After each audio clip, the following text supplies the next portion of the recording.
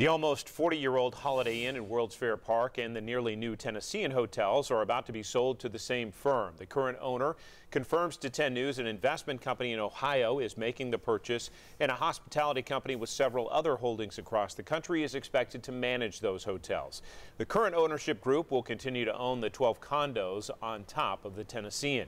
Marriott is expected to become the new operator of the Holiday Inn, and tonight the Knoxville City Council is set to review a plan from a developer who wants to spend about $20 million to renovate that hotel. Still ahead,